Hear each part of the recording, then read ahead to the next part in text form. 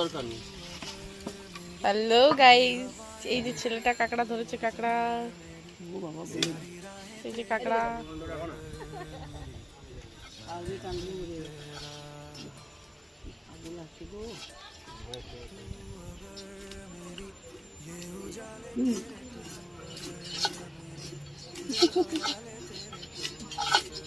আমি ভিডিওতে উঠছি না বস্তা।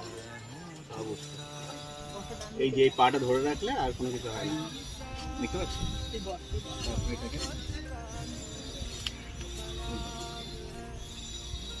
হয়ে গেল। তারপরে এটাকে একসাথে ধরে এটাকে এবার উল্টে করে এবার এবার পা দুটো টান দে।